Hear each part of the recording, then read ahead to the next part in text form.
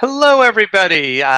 Welcome to Ask Dr. Bob. This is where you ask me, Dr. Bob Gebe, the Chief Scientific and Medical Officer for the American Diabetes Association, your questions about diabetes. And so each year, for those of you that have been tuning into this now for some time, each month episode, we focus on a different topic. And this is National Kidney Month. So we're going to take advantage of that and talk about kidney disease. And I have a bunch of questions to answer. Um, Please tell your friends about this, by the way. If you find it useful and helpful, spread the word.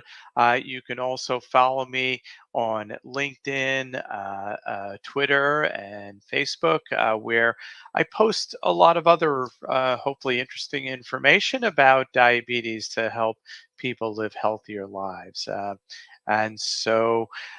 Without further ado, we will get started. And the first question is a good sort of setup. Is what is the connection between diabetes and kidney disease? Well, it's unfortunately a fairly strong link. So it turns out that diabetes is the number one cause for serious kidney disease in the U.S. And it has been the number one cause for quite a long time now. So not all people with diabetes develop kidney disease, and of course, we'll talk about how you can avoid developing kidney disease or protect your kidneys in a variety of ways. But there's a very strong link, and it's true for both type 1 diabetes and type 2 diabetes. And uh, the, the, the, the factors are largely the same, with maybe some little differences that we can sort of tease out as we go through some of these questions. So that's the connection. Um, the next question sort of gets a little deeper and says, so why? Like, why is there a connection? And we know some about this. So really, one of the big parts is high blood glucose, and we'll talk about risk factors for developing kidney disease.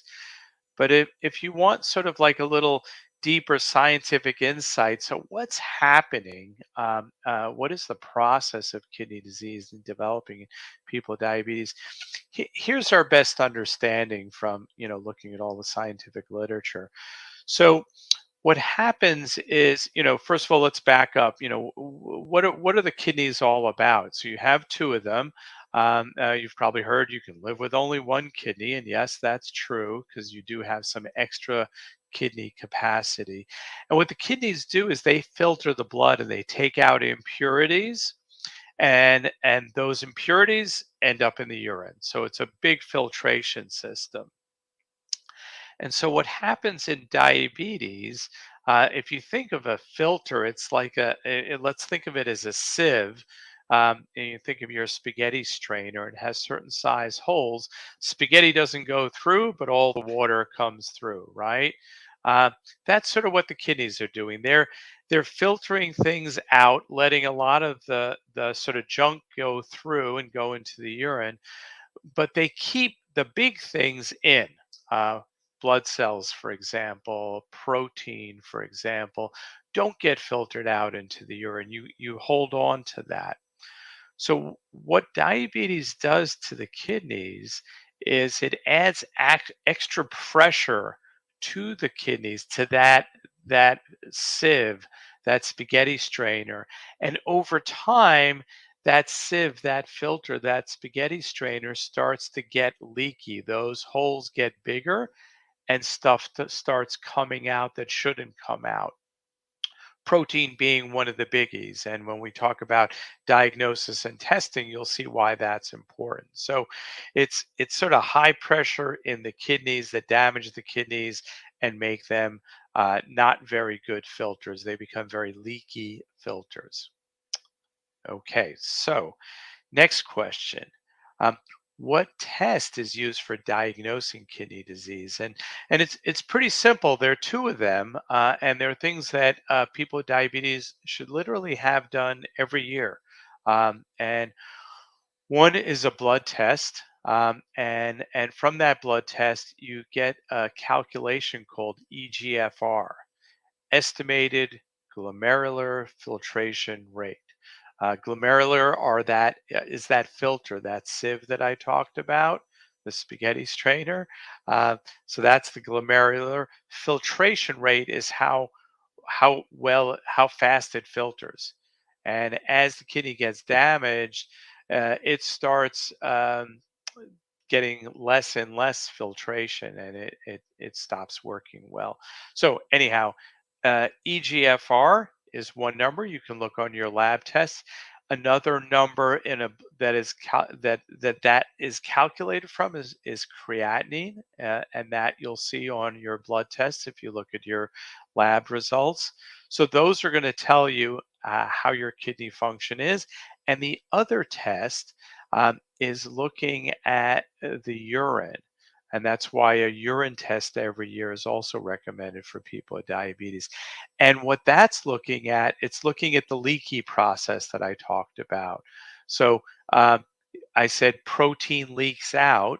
What measuring in the urine is how much protein is leaking out. And you'll see that described as albumin, which is the main protein in blood. You shouldn't have much albumin filtering out. And so, if there is, that is a sign of damage to the kidneys. So, it's called an albumin creatinine ratio.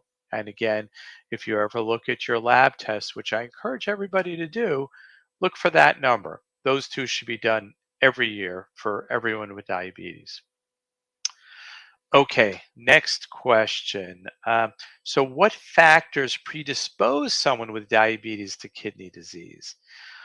Well, it is a high blood glucose over years, right? So glucose range that are not in the good range, a high A1C. I remember that's the 3 month average of what your blood glucoses are. So it's that being high puts you at risk. The other big factor is high blood pressure. High blood pressure really accelerates the kidney damage. So keeping your blood pressure in a normal range, keeping your blood glucose in a good range. Those are two things. And then it turns out that people of color are higher risk for kidney disease, particularly Blacks and Hispanics. And so those individuals are at higher risk, and that's an important thing extra important to monitor kidney function in those individuals. So, how can people with diabetes protect their kidneys and pretend and prevent kidney disease? And we already talked a little bit about this. It's keeping blood glucose in the and healthy range, blood pressure in the healthy range, are probably the two biggest ones. Keeping cholesterol good also sort of helps. And then there are medications that can help protect the kidneys, and we'll talk about that in a moment because there's another question about that in a moment. So, if you're joining late, this is National Kidney Month, Asking Dr. Bob. We're talking about kidney disease and diabetes.